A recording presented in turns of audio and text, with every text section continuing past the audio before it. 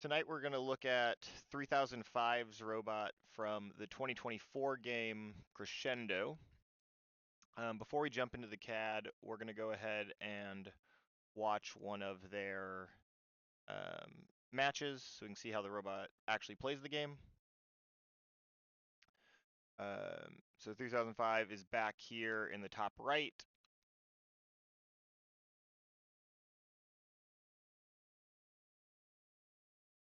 And so coming back in auto to try to pick up the extra notes.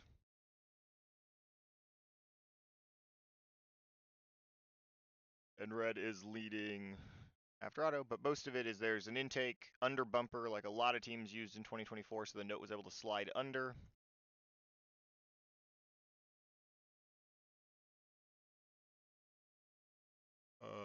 And they're going to come up and they're able to use their amp mechanism. You can kind of see it better down here. They're able to pick up the note, flip up their whole launcher, and then put the note over their back kind of into the amp. Oh, they got it stuck there. Hopefully they get it unjammed. I did just pick this at random. I hadn't actually watched this match. They do win this match, so I assume it's okay. Okay, this may not have been the best match to pick. But that's the basic concept of the robot. That's kind of one of the standard architectures of this season was to have under bumper intakes, some form of a way to tilt your launcher so you could aim at the goal and get the from any distance, and then also some way to amp. And so they do that by basically flipping it all the way up, and then having this mechanism here. It's hard to do in CAD, but this is able to kind of twist down and direct the note back out of their robot into the amp. And then they didn't have a trap endgame. They had one of like the partner climbs, so they could drive up to the chain, climb up on basically one of like the really close corners to the posts, and leave enough room for a partner to climb next to them to get those bonus points in the game. But this was a relatively quite a few teams had a similar design where you had the big pivot at the back, and you could aim the whole thing, and that gave you a lot of room for your launcher and everything else, and you could use that pivot to help you do the amp process as well. So just like normal, we're going to go through and dive into the different mechanisms. I don't think I've looked through this CAD too much in the past, and if I do, I don't remember all that much of it. I did see this robot in person a couple times. So I know a little bit, but I definitely don't know all the details that are hidden inside here. So that's what we're going to find out together. So we'll start like normal, looking at the drivetrain. 3005, pretty standard, uses the rev swerve, so they don't take up very much space. And so more and more modules are getting this small. The West Coast products had the X2Ss last year.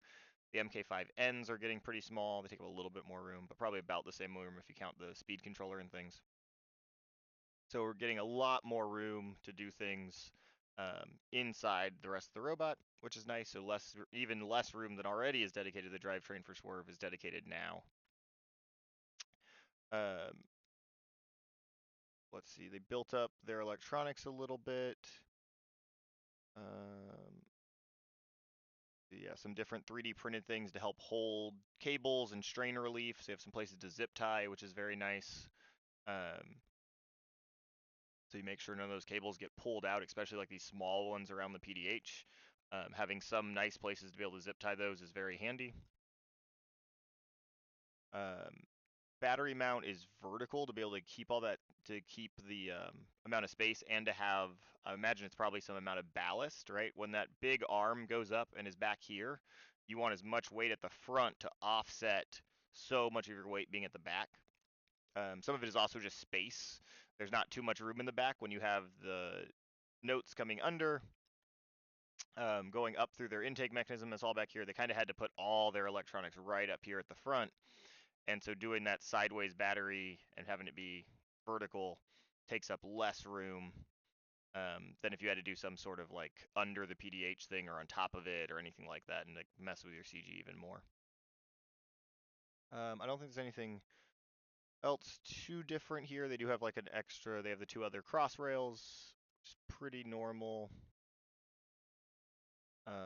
Along with these 1x1s, or even those cross rails are all 1x1, so those are just tube nutted into the other rail here, and with a gusset on top as well. And they do kind of sink part of the electronics down below that rail with some 3D printed standoffs. You can get some of that room back, even though they have to have enough room for the note to be able to go all the way under it. Okay, I don't think there's anything else too much in their drivetrain itself. Before we move on to the other mechanisms, we can very quickly look at their bumpers, because this was definitely a year for some interesting bumper construction, right? A lot of times we're just using flat pieces of wood and making a big square frame. This year, quite a few teams did something like this, where you get the kind of squiggle in the bumper so that your sides could be really low. This stops the note from going under at the sides where you don't want it to. You wouldn't want it to come in and get stuck here, something like that. But because they're going under bumper, they need it to be high enough for the note to clear at the front and back. A low bumper also has some advantages during any sort of pushing match. If your bumper is lower than your opponent's, most of the time that means they're going to ride up a little bit onto your robot, and that shifts some of their weight onto your robot, which gives you more traction because more weight is pushing down on your wheels. And it lifts some of their weight off their wheels so they get less traction. And so sometimes it's easier to push. So in general, when possible, you want your bumpers as low as you can. It's less important now, and sometimes in the swerve world where we're going to be trying to move around people anyway and not really get into as much pushing matches as we used to in FRC. But low bumpers in general are normally pretty good. So having some way to have low on the sides and then still going up is good, but you do potentially lose some, like, depending on how the ring or the note would hit, you might hit here, and so it's maybe a little bit harder to drive into. It just kind of depends on exactly on how the design was, and it's definitely a little bit harder to create these bumpers, as you are having to like either draw the templates for this or have the CNC router cut this out, or laser cutter, or however you want to do it, and then wrapping it and getting the fabric and stuff not to look bad, and then still putting numbers and everything on it is a little bit more challenging than just the standard square frame, but it's not too bad. A lot of teams are able to do this very successfully in 2024. All right, let's kind of start going from the bottom. So we'll look at the intake next. We don't have to do it in the order or the mechanism order. So the intake's a big part of the base of this chassis. And so the front is basically just this roller here, and they're able to have that powered. They will send that forward on these belts, and the note is big enough, because it's like 13 inches, that you really just need the one driving it the whole way, because by the time the very end of the note is touching here, the front of the note is going to be able to touch this roller out on that side. Yeah, so that the parallel distance between those is 12.5. If the note is 13 inches, which I believe it is, then you're going to always make sure it's contacting one of those rollers just by having those 2 rollers there. You don't need to add more along the top of it for that note specifically in that game piece. They did add a plate, probably to help make sure it didn't get like caught on the ground or go like under anything or go in a direction it didn't want to go. Probably help makes it slide a little bit as well. They were able to do this mechanism actually pretty simply by just using a Rev Neo Vortex. So instead of using a motor that has a normal shaft coming out of it like the Krakens do, or the regular Neo, or any of the brushed motors, the Vortex has that opening through the middle that accepts a 1/2-inch hex shaft. They're able to power this full-length 1/2-inch hex shaft directly off this motor without having any gearbox, without having any sort of output adapter, anything like that. And so this motor powers this roller directly through this hex shaft, and then there's 2 more gears that do some moving of the belt, and then also reversing the direction, right? So now these 2 shafts are spinning in opposite directions from this one. But you don't actually want them to spin in opposite directions for these 2 rollers, right? You want that note to be sucked in, or if it's being spit out, you want them to be the same. So they actually reverse it here, and then they reverse it again going up. So I'm guessing they just didn't have the space or didn't want to run the belt higher, right? Because we could have run the belt just from this shaft over to this one. If you get the spacing right, you could dial it in, you could figure that out. There's probably some advantage just with where the rest of the packaging of the robot and everything is. Possibly with the shooter coming down, they needed some space cut out there. And so they were able to lower it and then just make sure they reverse it on both sides so you don't get them spinning backwards to each other. The single motor does power both intakes. So we see that that's what this gear coming off the other side does. So you get this one coming here, and you got that extra belt driving the backside roller. And so in that case, you do want the reversal to keep there, right? So you want this to be reversed here. And now we definitely want this roller and this roller to be opposite directions. So we can always have our intake on button be on no matter which way a note is coming through. If you had those spinning the same directions, you'd have to remember that, oh, if I'm going this way, I want to intake with the roller one way. If I'm going the other way, I intake the other way. And that would be more complicated than you need to be.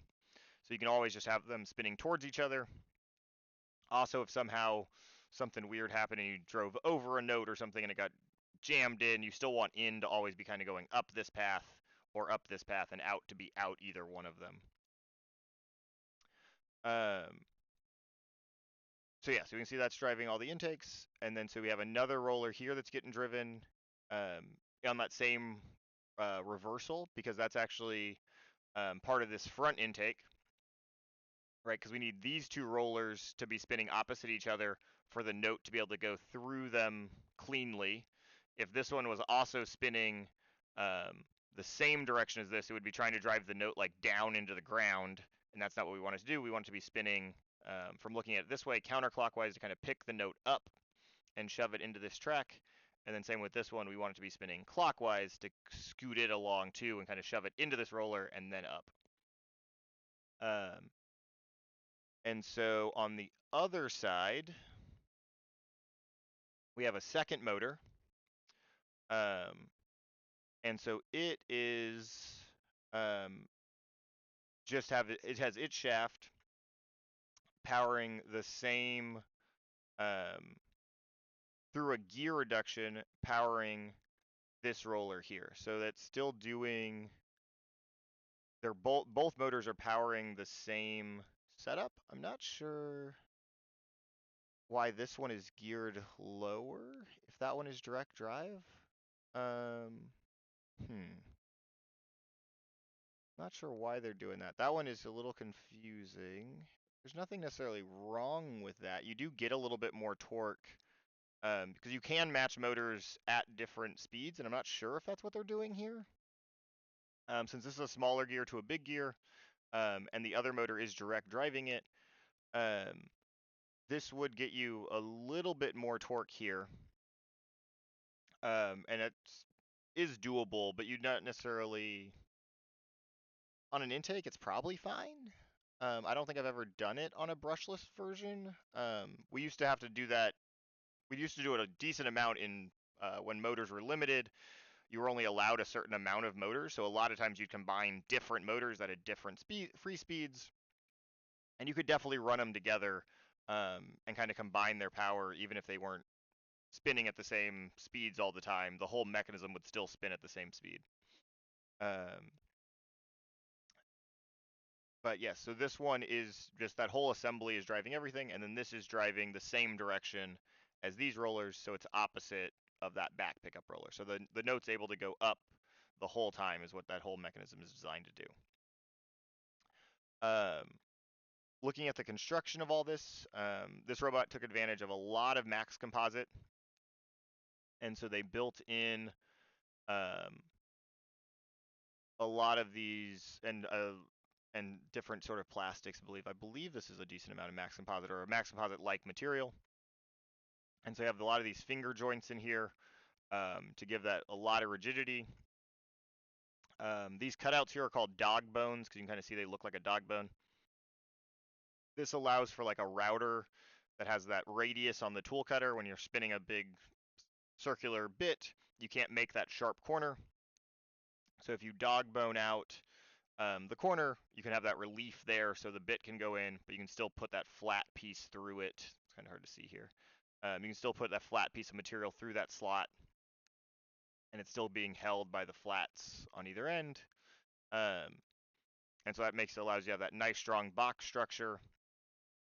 And then they just have hex shafts running along as standoffs to squeeze everything together.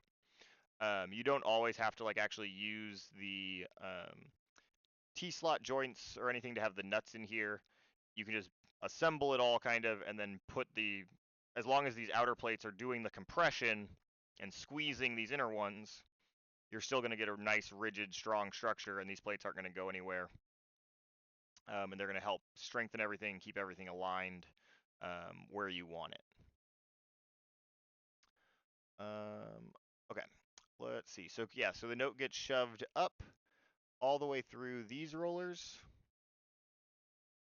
And then also these little, what appear to be little 3D printed rollers as well. So they'd print the little casing and then have a bolt running through for these to slide on. One of the things 3005 does really well is in almost all their printed parts, they print some amount of a part number. Sometimes this can have like which revision it is. And so you can know where that part came from. Since it basically costs nothing to do this other than the little bit of design time it takes to do it on the part. It doesn't cost anything during manufacture to print part numbers or anything into the part. It's very, very easy. And the printers can do it without problem. Okay, so then, yeah, so this pulley down here, or this roller here is powered off this one, and then the one on the back is powered off this other side. And so those would be the ones you'd want to be moving in the same direction, kind of squeeze that note through and shove it vertically up into the rest of the pivot and launcher assembly for this robot. I think that's most everything for the intake. Yeah, most everything here is just pretty standard plate bearing hex shaft construction. I guess one of the things we didn't look at yet is we can kind of see how they built the rollers. I don't think they're anything too complicated in here. So that's just a roller hub on top of the hex shaft. Yeah, so nothing too strange going on there. Oh, so it is a stub roller, so the hex shaft doesn't go all the way through, right? So the hex shaft only comes to the end of this, and they just bolt into here. We can see that these are either glued on, or sometimes they will screw them on somehow. I'm not sure which one 3005 does here. Doesn't seem like they have any holes catted anywhere or anything, so it's very likely they're glued on.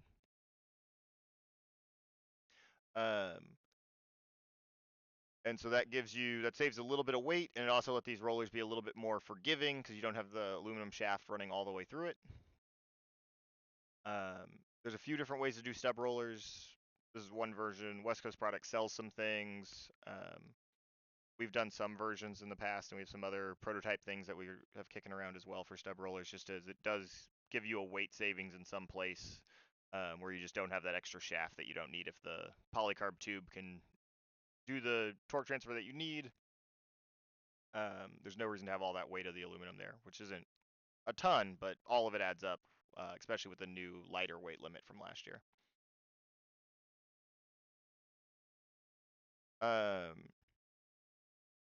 Yeah, so one of the questions is, could the roller be held by compression or too much friction?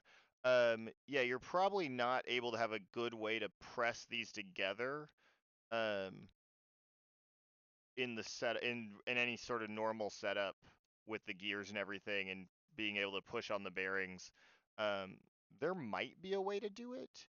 Um, as long as the bearings aren't really rated for that, right? You're not really supposed to be pushing on the race of the bearing, like trying to push the inside out of it in this direction. They're really rated to hold the load up and down, where like you're pressing on the balls that are inside here.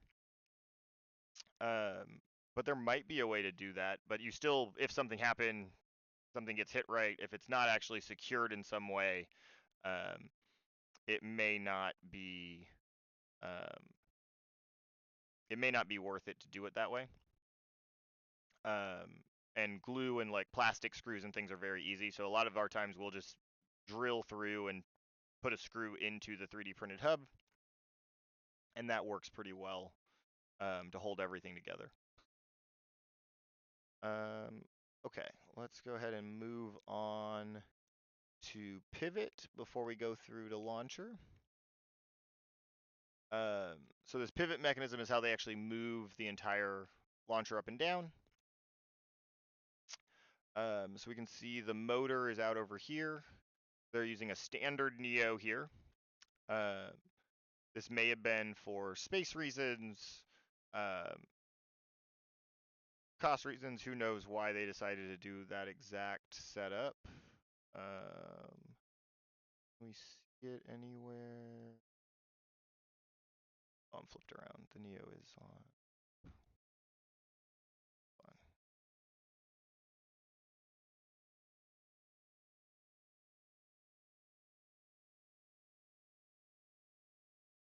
Okay, it's over on that side. There we go. Okay, so it's over on this side. Uh, yeah, there's not much else there, so I think they may have had room for Vortex, but they may just not wanted to do it. But in this application, it's going to work this largely the same. So they said that motor mounted, large gear reduction, right? Because this is a mechanism that we don't need to spin very fast at all. It's only going from basically flat to vertical, so like 90 degrees of motion at most. And so you want a large amount of reduction so that the motor can have enough time to turn a lot and provide a lot of torque to do the lifting up and down. So you see that big gear reduction here first.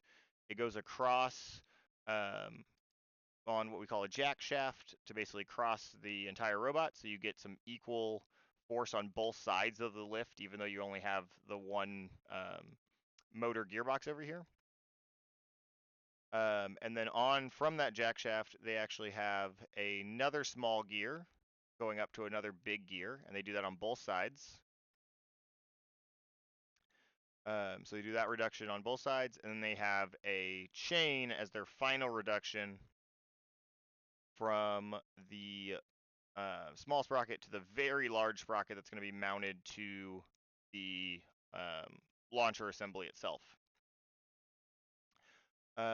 With that chain reduction, like anytime we're running chain, you have to have some way to tension it.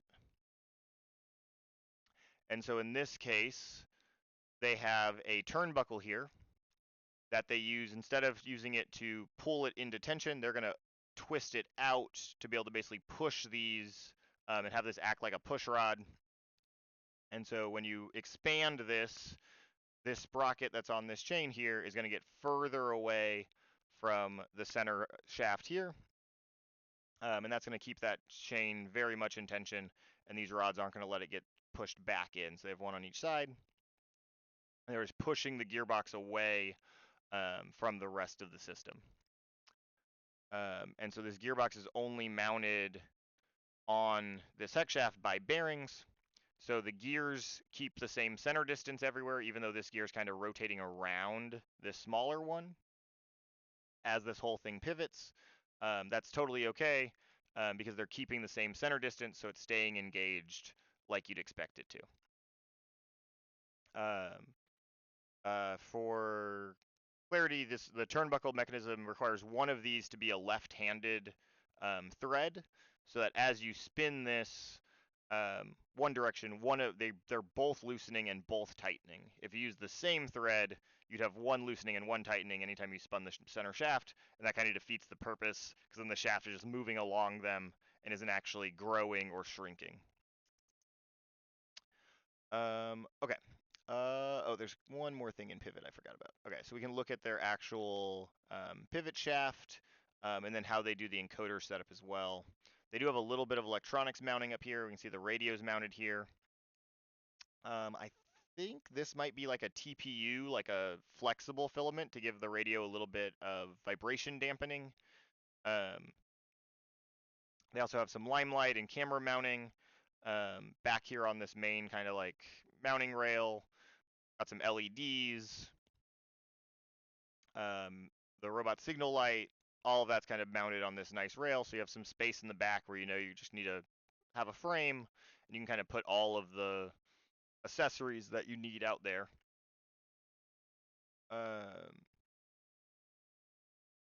Let's see. We'll look at this motor in a little bit because that's part of the note system. The main actual pivot shaft itself is this rod here. So you're looking at a 3/4 inch solid shaft, likely aluminum. Could be some other steel or something if you ended up realizing you were bending it for some reason, but probably not. They're supported out pretty far towards the mounting points and everything. And then this shaft isn't, there's no bearings in the plates here, so that means this is probably what we call a dead axle, right? So this axle isn't going to be spinning with the mechanism, since otherwise it would just be rubbing on the static plates. They're just going shoved through these holes. They have shaft collars on either end to stop it from sliding in and out.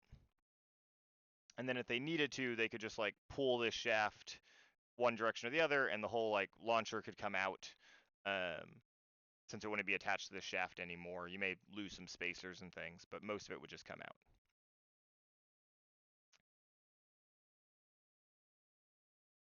All right. And then, yeah, we do see the encoder here as well, mounted into kind of the pivot assembly. This is their encoder. And there's a large printed gear that we're going to see with another gear attached to it. I guess there's a small printed gear, then there's a large printed gear on the launcher itself. And so as this rotates, they're able to sense the exact angle of the launcher. So even if something were to skip or something else were to happen, if the motor were to restart, they should be able to know the launcher angle and be able to set that for the to be able to make their shots every time. All right. We should be able to move on up to launcher now. All right, so let's look at launcher. So we do see they have another roller here. And so they did manage to mount that roller separately. So that was kind of mounted as part of the pivot assembly. And since this roller is directly on the pivot axis, this pulley doesn't move in relation to this one, right? So they're able to just like have this fully static. It can be powering this belt. But since this outer sprocket and launcher arm are just spinning around that 3/4 aluminum shaft in here, this is never moving in relation to that.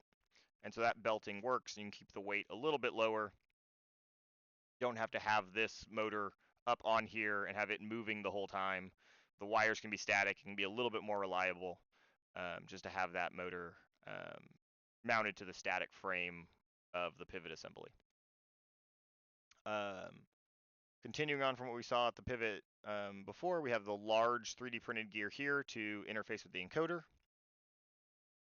So that's bolted in, and so as the pivot moves, this large gear moves, spins the small gear, and then the encoder can pick that up, and in software, they can know where everything is, what angle they're at, and ready to fire.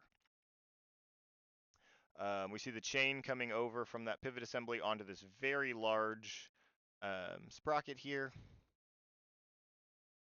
And isolate to that. So then they machined this sprocket as well.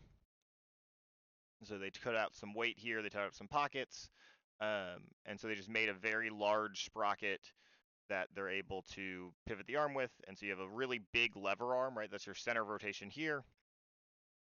And so when the tooth is pushing on it, they get a really large lever arm to push on. You get a lot of chain wrap, so it's really hard for the chain to skip because you have so many teeth engaged with the sprocket that if any one of them tries to like hop over a tooth, it has to like propagate the whole way around. And so it normally doesn't do that. It's really hard to skip a chain on this side when you have such a large sprocket. It's a little bit easier to skip a chain over on the small side when you have a much smaller sprocket and only a few teeth engaged.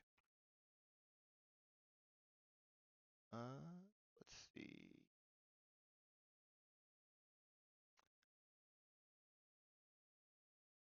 Let me hide that for a second. We can kind of see inside. So in here we have this large bushing.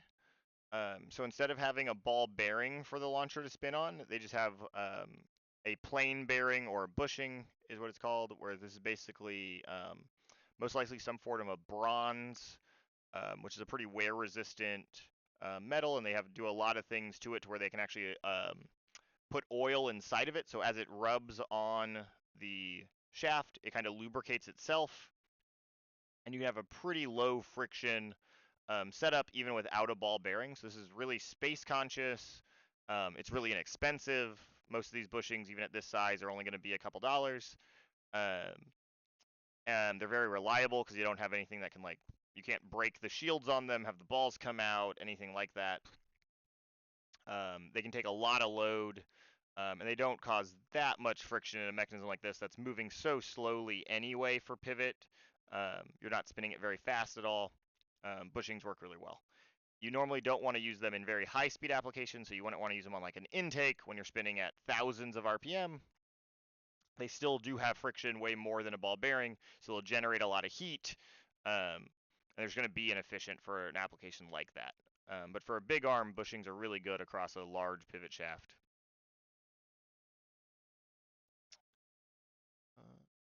Okay, so we can come back and we can kind of look at this big 3D printed part here. So this is actually how they're like holding the bushing into place, and they're mounting a good amount they're mounting a good amount of the arm with this full 3D printed part here. So it's like it acts like a big spacer. They're bolting through it into this back plate, and then also supporting it on that bushing and everything through that 3D printed part. The roller here that's on that shaft is also on bearings, so we can hide that shaft here. Oh, actually, is it on? Yeah, I think it's on. I had to guess. I think that's a needle bearing. Yep, there it goes. So we have these little rollers in here. So instead of ball bearings, like inside most of our half-inch hex bearings or anything like that, these little rollers sit inside this cage and they spin on that shaft, so you can kind of see exactly what's spinning there. So we've used these on 7/8 shafts a good amount.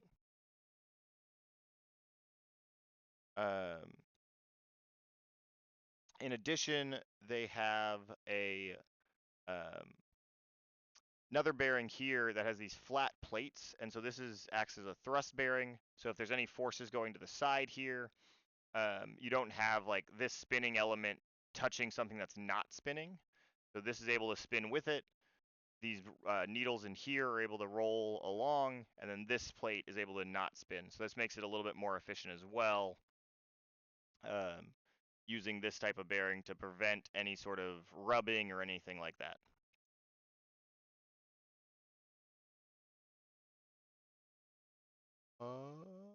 Okay, coming up higher, we can see they again continued to use this like plate construction with all of these T-slots. They have a little bit more, some like frame structure in here using 1x1. Just sort of bolted into place. This adds a lot of rigidity to this really large plate here and makes it so it can't flex as easily. Let's see if they do something similar on the bottom. Yes, they do. They have some more 1x1 here. And so that stops the middle here from like being able to sag down or anything like that. And so they're getting a lot of rigidity there from all those tubes. There we go. We can get back some of that roller. So as that note comes up through these two rollers, it's always basically being shoved into these two up here, and they're redirecting it along with this one into that main launcher path. I'm going to go ahead and hide this top panel real fast so we can kind of see through. It doesn't really change all that much. We can kind of see where the wheels are now. So as the note comes up, it's able to basically get stored back here at these launcher wheels, or at these rollers. And so then when it's ready to fire, these push it out and send it into these 8 very large or larger and faster spinning wheels to actually fire the note into the goal. That's pretty much kind of the standard way you do it in most any launching game, is you have to have some place to store the game object and have it ready to fire, and then you're allowed to have your wheels spin up really fast to a very specific RPM, and then you want to very consistently feed that game object into these wheels at like the same exact velocity in the same way, ideally in the same location. And so that's a big part of any sort of launching game. To keep accuracy is just to keep a very consistent mechanical system along with the programming, so that everything's spinning at exactly the right speed and the same speed every single time. Because if this roller sometimes spins really fast and sometimes spins really slow, even if your launcher wheels are spinning exactly the same speed and you know everything's right there, when you introduce it into there, it's starting at a higher velocity or it's starting at a slower velocity, and you'll get different results coming out of your robot. And so that's a lot of the challenge with any sort of launching game trying to hit a small target, is keeping the robot super, super consistent mechanically, in software, with the driving, with everything. Consistency matters a ton, so that you know from any given spot, if you do this same thing, it will go in to the goal.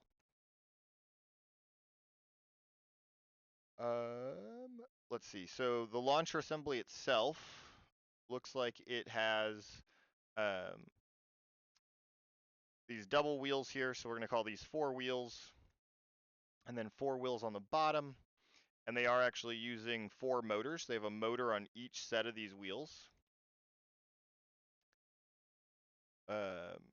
They again used the Neo Vortex's hex shaft to be able to actually power these pulleys off the back side of the motor. So there's a hex shaft running through the motor that's able to be spun by the motor back here, and they have the pulleys on the back, so they're able to mount the motor on this side, have the hex shaft come through to a bearing on this side, and have both these pulleys here driving these wheels and getting them up to the same speed to be able to shoot. Having the various motors and having them like disconnected here allows them to play with things like speed of each of the motors. So you could have like spin or anything, right? If like your right side, if your 2 right side motors were spinning faster than your 2 left side motors, the note might want to come out and be spinning this way. You could also play with like the difference in speed between the top and the bottom to potentially like have the note rise or fall, anything like that. So it gives you a lot of control of various variables. So if you build it that way, you may not end up needing it. You may just need all of them to spin at the same speed. But if you build it that way, you have a lot of control. Once the robot's actually built, you can tune and tweak and get the exact right, and you can basically find the right way for that specific launcher to launch the notes and get a consistent shot. Let's see, they have another camera here to help with aiming. A couple more here, so there's a lot of cameras on this robot. There's 3, 4 on the front, then another 3 on the back. At least in CAD, I don't exactly remember how many were on the robot in real life. Let's see, any other parts of that? most of it. But yeah, a lot of that T-slot max composite construction with standoffs, half-inch hex bearings, so a lot of very standard parts. 3D printing their spacers and their pulleys and things.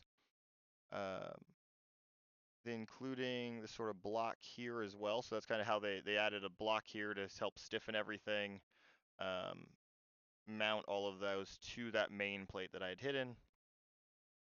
And so that keeps everything super stiff there. Same stiffness also helps with any sort of launching game because it makes it so that you're, again, mechanically consistent. If the system isn't stiff, it can flex and move around. And so some of the time when you go to push a game piece in, it might be flexed out in some different way or not quite contacting the game piece in the exact same manner, and you're going to get a different shot. And so again, consistency is super important in any sort of launching game. Okay, I think we can move on to what they call the diverter. And so this is a pretty cool mechanism here. We have a, let's see, I guess we can start at the top here. So they basically just have a bolt, a nut, and a washer. And they have a little spacer or bushing here that this whole assembly is able to pivot on. So this is bolted tight, but then this hole here is going to be a little loose, and you can actually see that, right? There's a bit of a gap there. And so this plate's able to just spin around along this spacer. And so they do the same thing on the other side. And so then most of the time, this is pulled back by this lever here that's able to rotate, and then when it pushes it forward, this whole thing is able to kind of come forward. I don't know how much it's going to do it in the CAD model here, but it comes up when it comes up. That's how this happens. Okay, let me see if I can do it when we're not isolated. So when this pivots up, we should be able to see, yeah, the diverter kind of gets in front of the note exit.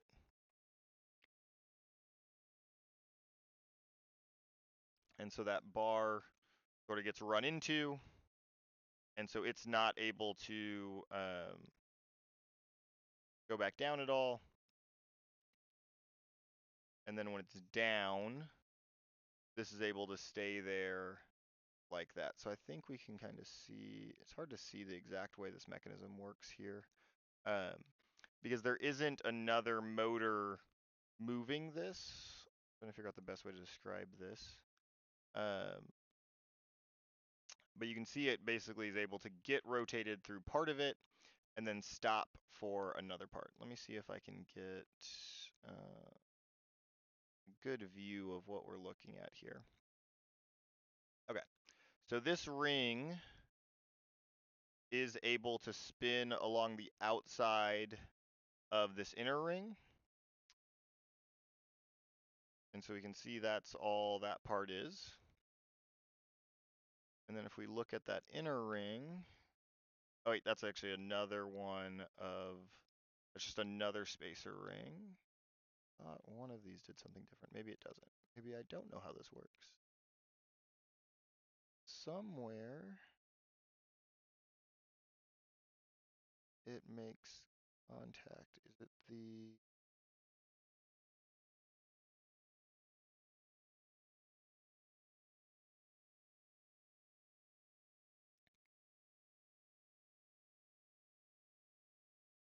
Yeah, so I'm not sure if like the nuts are hitting, something runs into it. I thought there also might be a string involved that we're not seeing right now. Oh, I think that's how it, yeah, I think that's part of it. So like this spacer up here, if I remember correctly, it's been a little over a year, so I forgot how parts of this robot works. So this isn't actually bolting anything, and so I think this bolts a string, if I remember correctly. There's probably a behind the bumpers people can watch to find out for sure, but I think that's how that works. So it gets pulled back into place so that when it is fully up, That's the only time you need this to be in front of the launcher. When it's down, you want it not to be in front of the launcher so it can shoot out into the goal.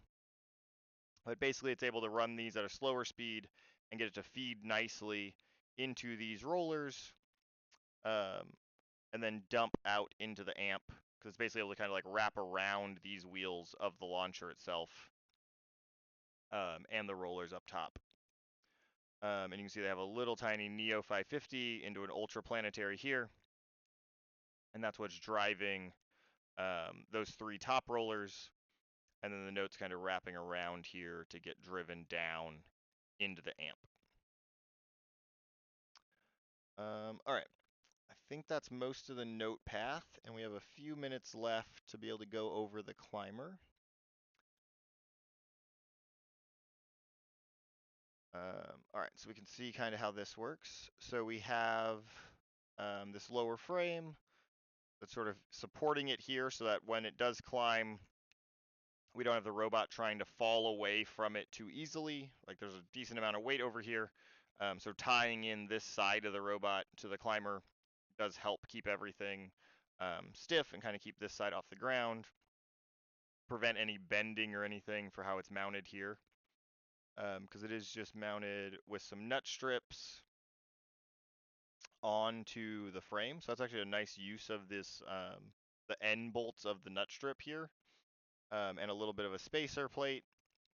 They're able to bolt that climber in pretty easily to the top of their rails here. Let's see, climber power path. We have another Neo driving a small gear, that small pinion gear to the large gear, another small gear to a large gear to the spool. So you have this like curved spool here to let the rope wrap around so that the rope doesn't want to ever fly off and get caught around on the inside and get tangled or anything. The rope's kind of always trying to get spooled into the middle here when you have that big curvature. So this is almost certainly 3D printed. It would be very hard to make this any other way, unless you're, lathing this out of a large piece of aluminum or something. But printing something like this is very easy and very doable for most teams.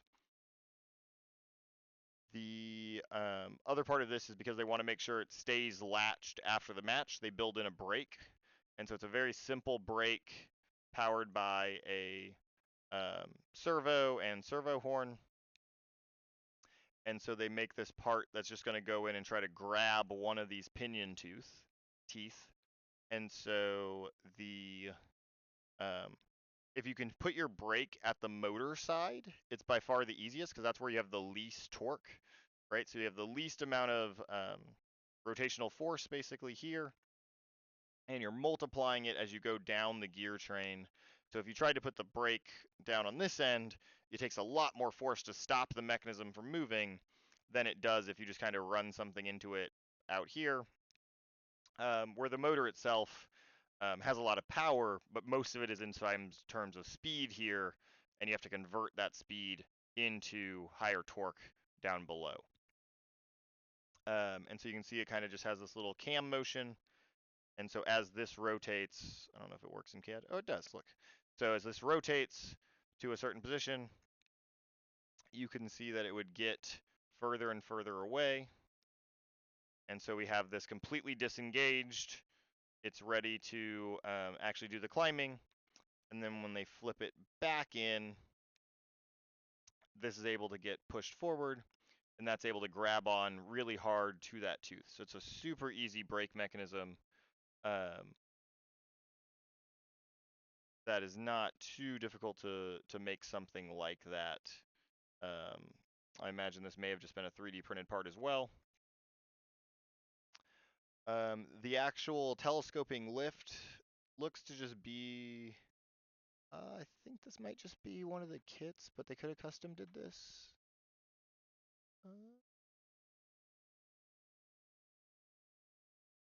Yeah, this is the ThriftyBot kit. So this is the ThriftyBot telescoping tube kit. So the ThriftyBot has a kit, West Coast Products has a kit. I think AndyMark has a kit. There's a few different ones. And so they're able to have these arms all go telescoping. And so the for most of the climbers, you're only worried about generating a lot of force in the down direction to be able to lift your robot. The up doesn't need a lot of force at all. You're pretty much just fighting the gravity that's trying to like pull the hook down, which is not very much, right? None of this weighs a lot of, doesn't weigh a lot. And so most of these mechanisms are what we call sprung up. So you have these constant force springs here. You can kind of think of them as like strong tape measures. And so then they're bolted to their next tube. And so as the motor reverses and lets out rope, the constant force springs are pulling up on these tubes, and they pull tension into the rope until they're fully extended, and then they're able to just drive into the chain. The chain's going to kind of lock in. You'll get a single link kind of here, and then it can't slide past the other links on the chain. And then the rope's going to, or the motor's going to change direction. They're going to pull down very quickly and lift the whole robot off the ground. And with the bumper kind of touching the truss itself, you're not having any of the corners swing down or sag or touch the ground or anything, because you have the truss supporting the robot here and not letting it sort of fall down to where this side of the robot would be on the ground when this is still touching the chain.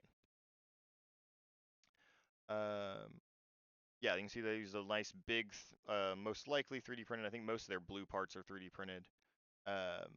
Blocks to sort of clamp in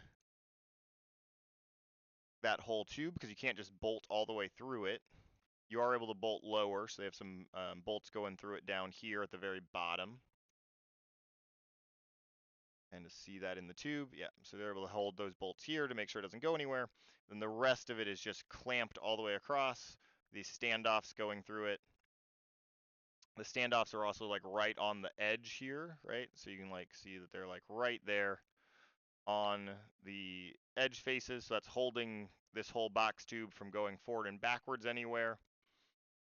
They even did that in the 3D print itself, right? They left the little gap there so that when these are spun the right way, that outer box tube is contacting the flat of the hex shaft and just making sure everything is super nice and rigid and strong, and not going to flex or anything when it's supporting the entire robot's weight during that climb. Yeah, and then they have another little plate here, kind of coming off at a little 3D printed angle support to stop the, to make sure it clears all these bolts, and then to come back to the back rail and support it as well a little bit, and to reduce some of the flexing this might have forward or backwards. They're able to tie that bar in as well there.